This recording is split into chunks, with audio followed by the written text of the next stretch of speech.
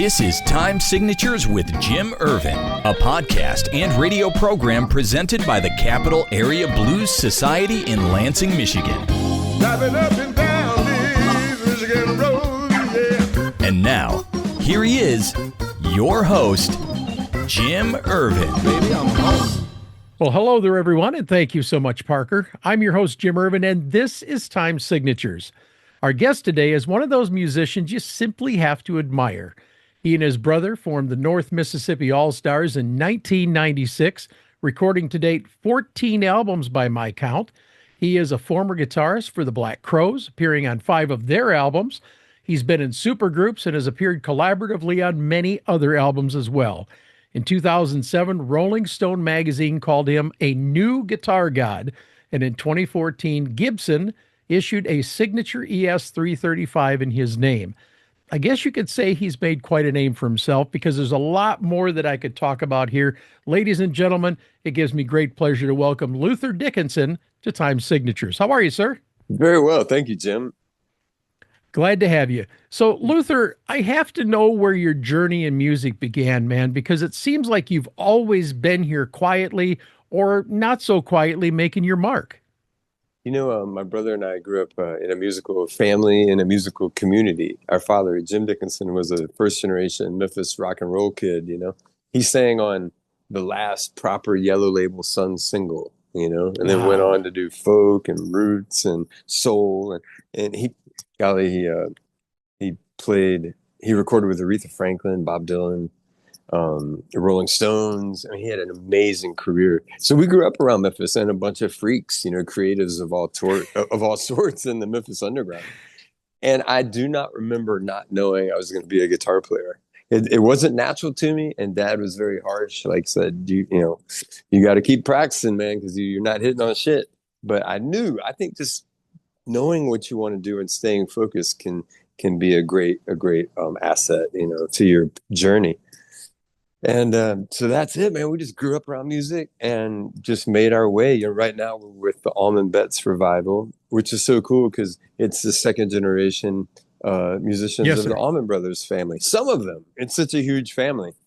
And our dad was friends with he recorded with Dwayne and worked with Greg later, and they were friends. And to stand toe to toe with these second generation musicians as a second, you know, it's just, and I grew up loving Allman Brothers. You know, Jimi Hendrix and the Allman Brothers. That's what I grew up on. Jimmy and the Brothers. Very cool. Now, at the age of 12, your family relocated to the hills of North Mississippi, where you connected with musical families of Otha Turner, R.L. Burnside, and Junior Kimbrough. Talk about keeping good company, man. I'd like to hear a little bit about those guys. What was that like? That was so fortunate. You know, by the time I was 13 and 14, our dad worked on, I'll try and keep this short, but our dad worked on the Crossroads movie with Ry Cooder, where Ralph Macchio gets the blues, you know? And so at that point in time, before that, the blues was always part of my dad's music. Like, I liked it, but that was like he and his friends. That's what, you know, they grew up around Furry Lewis. They played with Furry, Sleepy John Estes, Bucka White, Fred McDowell, and I liked it, but I didn't identify with it until that movie came out and Dad worked on it. And literally leaving the movie theater, I was like, man, you know, that blues music is kind of cool, man. Can I get some of those tapes, you know? And so I got turned on to all the classic stuff. But growing up, whatever modern contemporary blues through the 80s and 90s, it never turned me on. And then later, we moved to the hills, and I got to know Otha Turner. And then Kenny Brown, who was already a family friend, introduced me to the Burnside family, and we'd start hanging out at Junior Kimbrough's juke joint. So, like, There are these, the hill country was full of musical families, just like us. You know, they had a nightclub, and we had a studio. So, man, once we all became friends, we had so much fun, which led to us starting the North Mississippi Allstars as a loose collective of musicians. You know, in the hill country repertoire is funny because all the families play some of the same songs. Like, if you play any function, still to this day down in North Mississippi, there's certain songs that the that the community wants to hear. And not only does every family play these same songs differently, family members play the same songs differently. You know, it's like a true oral tradition, folk music type of scene. And that just fascinates me, and I love it. So we started the band in 96 because we grew up playing experimental rock and roll of all sorts. But I was just so fascinated and enamored with this music. And that's why we started the Allstars and started playing with Gary and Cedric Burnside and on and on. Now, I have to ask you, because obviously you've definitely had some influence from people down in that part of the country, but who were your earliest influences as you started down that road? Well, you know, like I said, as a kid, Jimi Hendrix and then the Allman Brothers hit me the hardest. I saw that first Hendrix documentary on PBS, the very first one, where the twins are talking about Jimmy taking the alpha jerk. You know, said, "Fuck it, I take the jerk. I'm Jimi Hendrix. I could die." You know, it's the first. I was just a little kid. I was like, "What is that?" My dad was like, "He's like, oh, you like that?" So they started giving me the Hendrix vinyls, you know, and then the brothers. And like I said, mom and dad were friends with Duane, and they worked together. And I grew up. And then the Live at the Fillmore box set came out in like late 80s, early 90s, during which I was doing my teenage psychedelic evolution. And I truly remember tripping balls in my basement bedroom, listening to that CD of Live at the Fillmore and thinking, that's what I want to do in my life.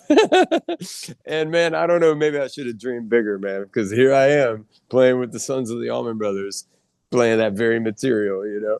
You gotta be careful what you wish for. Yes, sir.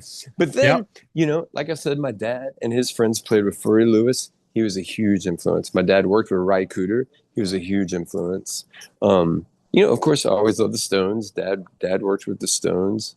So I was but you know, the Memphis Bohemian crew, you know, as I said, they were friends with Reverend Robert Wilkins and Fred McDowell and Buckle White and Sleepy John Estes and Furry Lewis and Gus Cannon.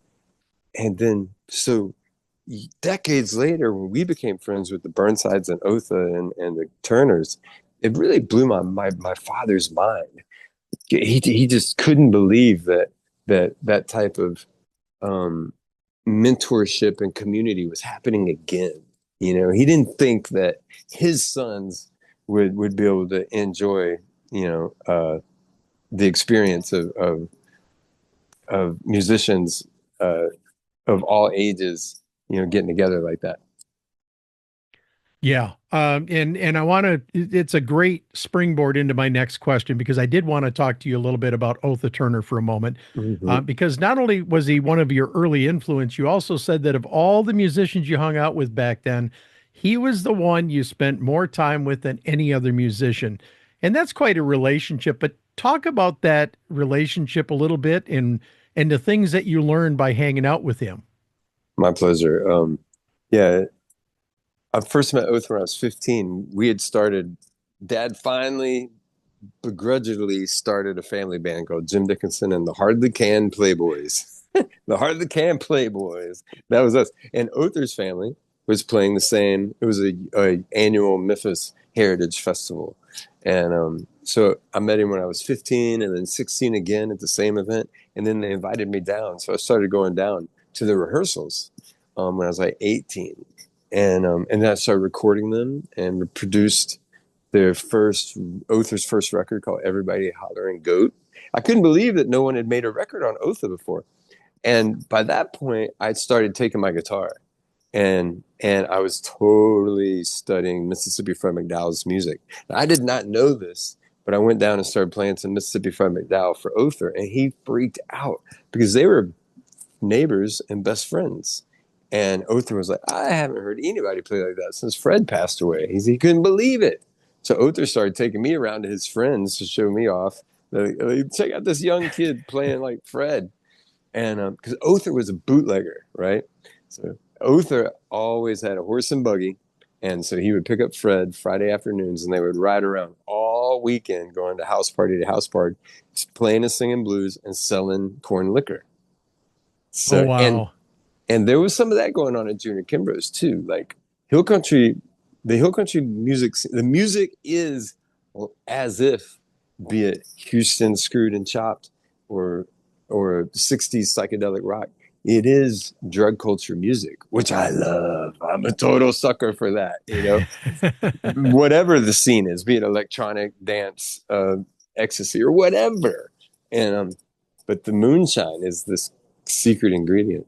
So anyway, and Otha, we would sit on his front porch and play guitars. And if I wasn't hitting on shit, man, Otha would be like, he's like, get out of here, man. You know. But if he liked what we were playing, he would start singing. And that was what I lived for. It was like, and he was like in his late 80s at that time. And had, you know, to play guitar and have him improvising lyrics, man. And my father said that on that front porch, he thinks that's where I learned how to feel music. And at first, and that's a lifelong journey. I'm still learning about the pocket and being in the moment and in the groove and not rushing.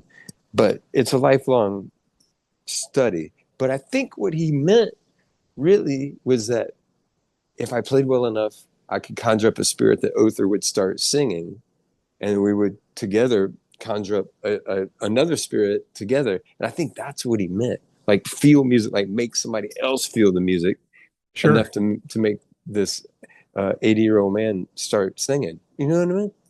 So, but Otha, man, oh my God. And then when he first heard our band, he took me aside because our first show was in Memphis at the punk rock club, the Antenna Club. And I booked it. It was Otha Turner, us, and then R.L. Burnside with Kenny Brown and Cedric. And it was our first show, and our dad played with us, and Cedric played with us. But anyway, Otha took me aside and said, you playing, Fred, too fast. You playing it too fast. And he was right, but I had to grow into that. Sure. Now, I was reading about your Sacred Steel experience. It's another life changer. In 2000, you formed an instrumental Sacred Steel gospel blues jam band. I would love to hear a little bit about that. Explain Sacred Steel to me and that project, if you would, please. You know, it's funny, like, it's like the Live at the Fillmore or the early Jimi Hendrix I got. It's a phenomenon of when an album or a CD comes in your life, and literally changes your life, you know, changes the trajectory of your life. Not only you're an influence, but literally changes your day-to-day life in your community. And in the late 90s, our Hooli started releasing compilations called Sacred Steel, Volume 1, Volume 2, and then on and on and on. And man, it blew everybody's mind. The first Volume 1, Sacred Steel, is still this day a classic. Because nobody knew. And so it's a pretty much nationwide community of different churches that the music is based on guitars and lap steels and pedal steels, not organs and pianos. There are no organs and pianos. It's like drums, guitars, and steels. And it's not like country at all. It's the grooviest foot stomping. It's like juke joint dance music, but it's church. And in a church, and Robert Randolph. So long story short, the first CD, Sacred Steel, came out, and we were fascinated with it. And then Medeski Martin Wood hired us to open up, and we joined their tour, and they were fascinated with it as well. And we were playing a lot of that music influenced by that style at the time. Okay. And so Medeski and I started conjuring up the idea to record a gospel-inspired instrumental record. And so we started talking about it. And then by 2000, it was on the calendar. We had a session booked.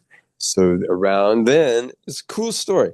The Sacred Steel Volume 2 came out, which was all live recordings. And there was track 8 had this young guy that nobody had heard of called Robert Randolph. And we started listening to that song, Without God, before every show on that tour. And then I found out that we have a mutual friend and that he lives in New Jersey, not far from New York City. This is during a tour. So we're working our way towards New York. We get in touch with a mutual friend. We invite Robert to open up our show at the Bowery Ballroom. And he accepts. And it was his first like proper secular gig outside of the church. And Medeski comes. So Medeski's there.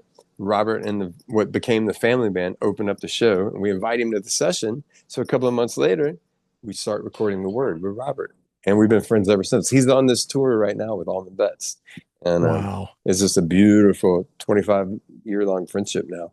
And yeah, that Sacred Steel music, that it changed my life, man. And Robert, now there's so much of the old footage on YouTube. We'll stay up all night and eat edibles and watch these old YouTube church services, man. The Sacred Steel is the funkiest music. There was, and like I said, nobody knew. No, it was a total secret just within that church community. It's funny. Robert and I had a van ride once from leaving a festival with Taj Mahal. And at first, Taj was being real quiet. We all were. And then Robert started singing something, and then Taj chimed in. And then Taj said, Robert, and when when that first CD came out, it blew my mind. I could not believe, as much as I love steel guitar, that I did not know about your music. Taj Mahal, did not know about Sacred Steel music all these decades. And I was like, oh my God, even Taj didn't know, you know? That's cool.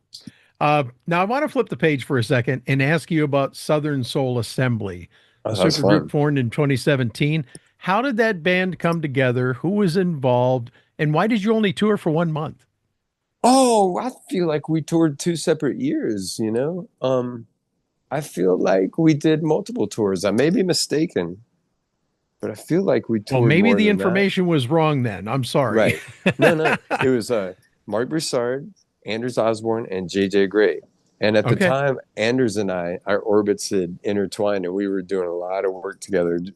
He would hire me to play, and etc. And I've been friends with JJ Gray since the beginning. Like with Mofro, before his earliest incarnation, they used to come out and open up with us.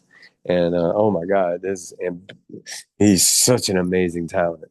And you know, we'll open up for him if he'll have us now, you know. But no, it was so fun. The 4 of us would sing songs and tell stories and back each other up. It became more of a band than just a group of singer-songwriters, you know.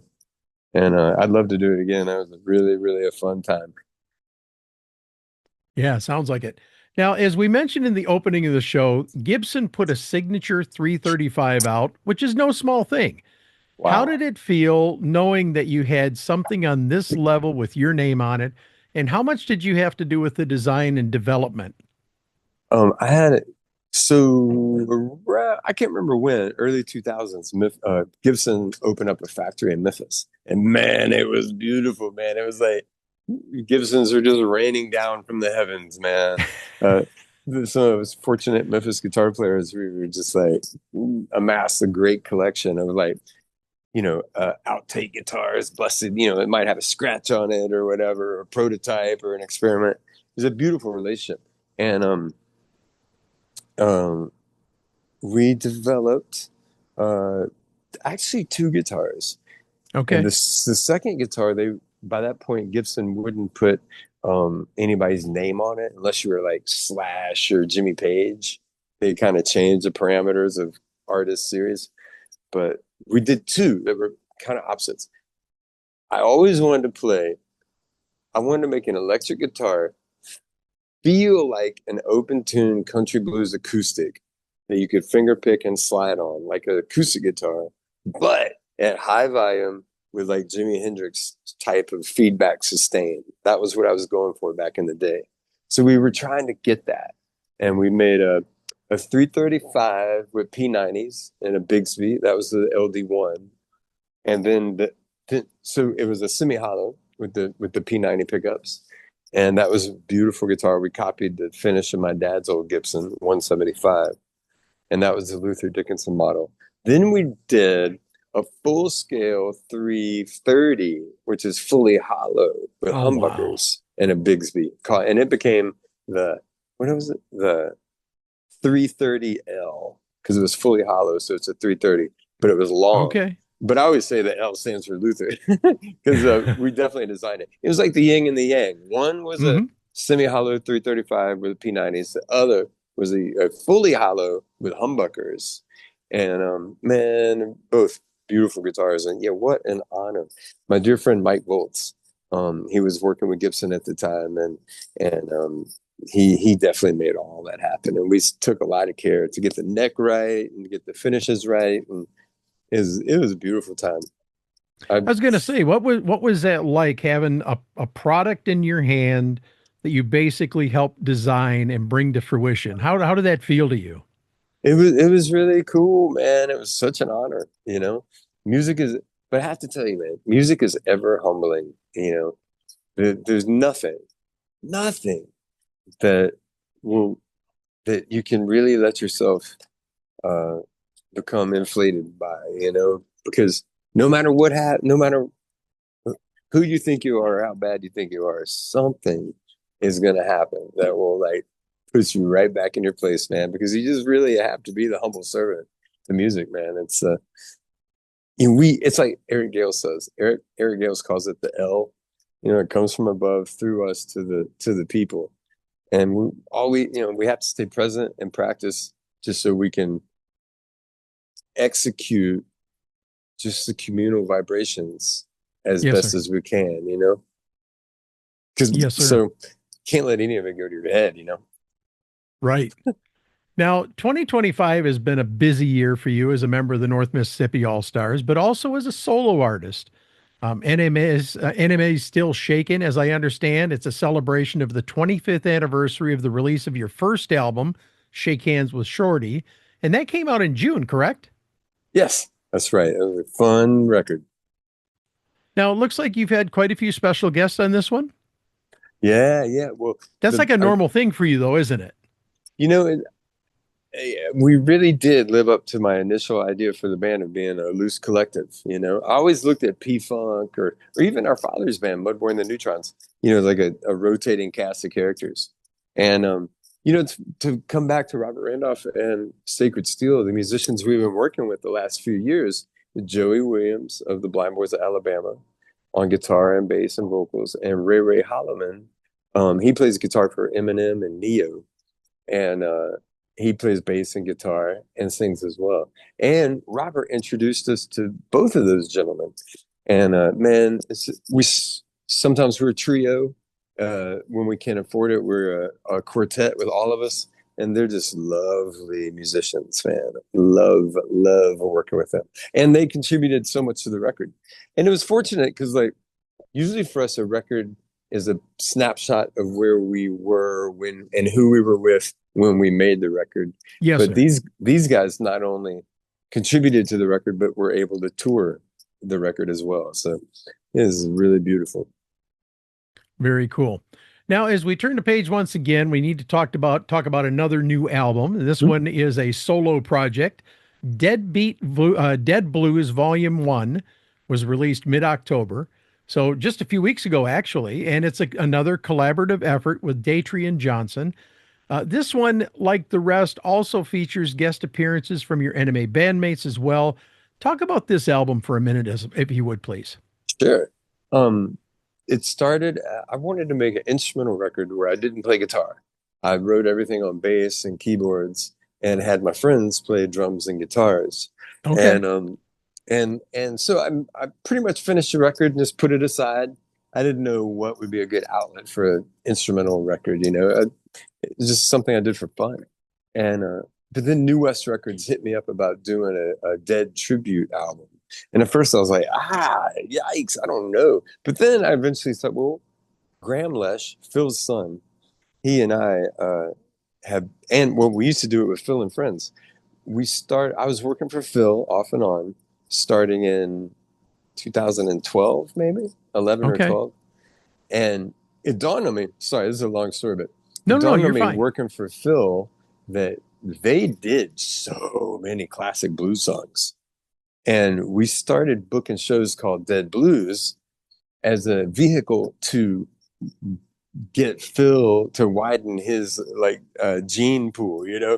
We would do a Dead Blues show and we did a show with Blind Boys of Alabama, J.D. Simo, Charlie Oh, wow. Musselwhite, you know, Wow. G-Love, Devin Allman, you know, so many outside musicians, Junior Mack, Tash Neal, Roosevelt, the Sacred Steel player.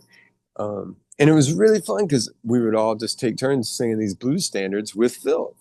And so it dawned on me, I was like, wait a minute, okay, maybe I could do a Dead Blues record for New West, of the blues songs. And I was like, oh, that put that aside. I was like, okay, well, I got to figure out the right cast of characters and the right strategy for that, time and place. Then one day I woke up and I was like, oh my God, Datrian, Medeski had brought Datrian into the community.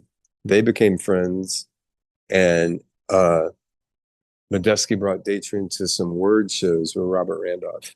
And Datrian and I hit it off, and he is just a beautiful cooperator and collaborator and soul brother, and a wonderful singer.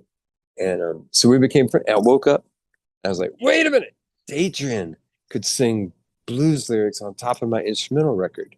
Maybe this could be, and it worked like a charm.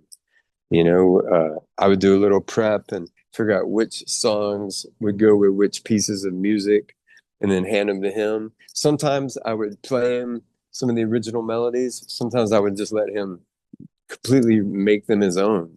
And we did, I think, 3 sessions. And, like a total of like maybe 8 hours tops. And then I re-massaged the songs and then eventually played more guitar to finish the record off.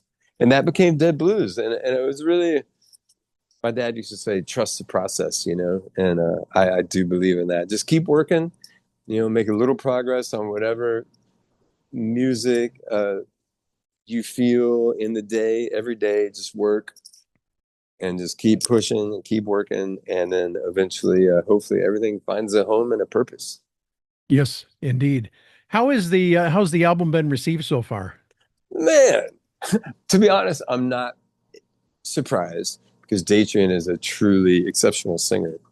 And we've got some wonderful reviews, man. We got 4 stars in Downbeat, and Relics Magazine kept mentioning it, and just fantastic reviews.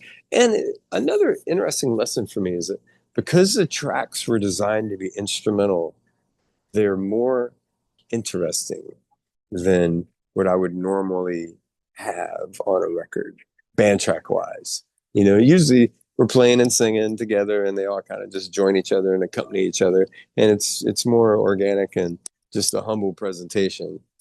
But these were like put together,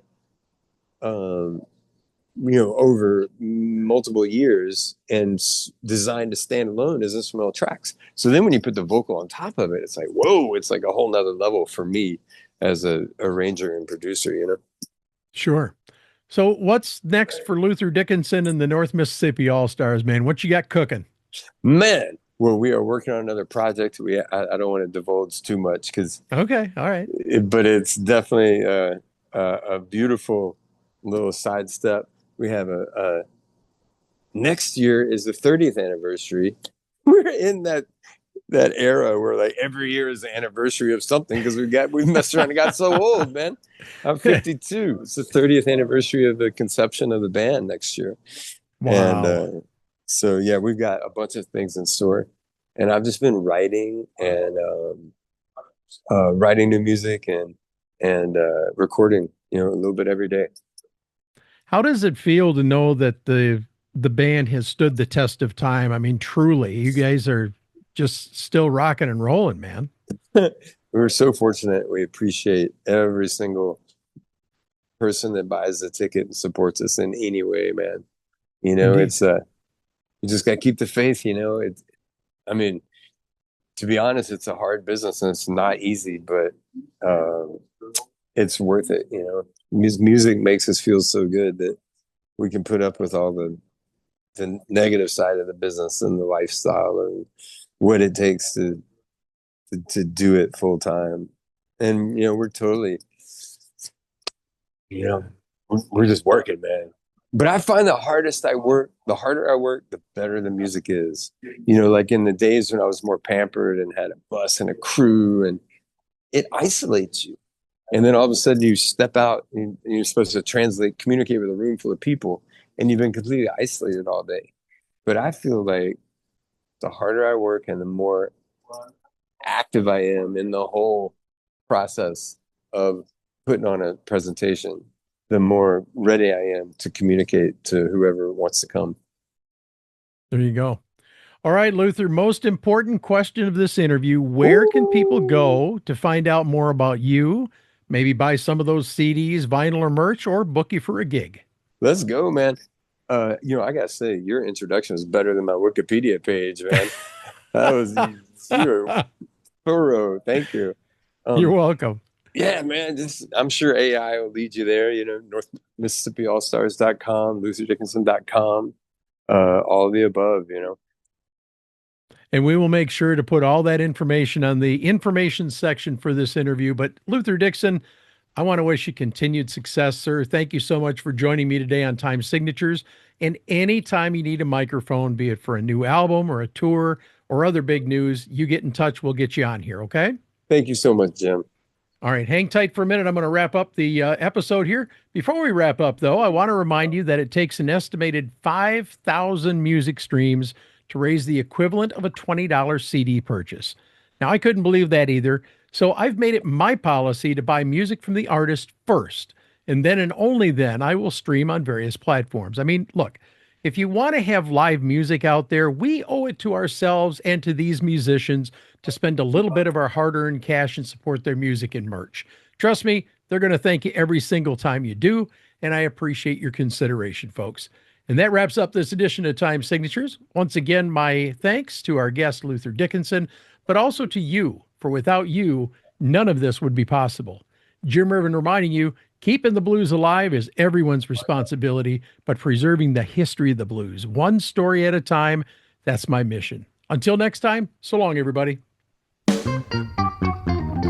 This has been Time Signatures with Jim Ervin, presented by the Capital Area Blues Society in Lansing, Michigan. For more information on cabs, visit capitalareablues.org. You can find this episode and past episodes at lccconnect.org. The Time Signatures theme song, Michigan Roads, is used by permission and was written by Root Doctor, featuring Freddie Cunningham. I'm trying, baby, driving up and down these Michigan roads, yeah. Until next time, keep on keeping the blues alive.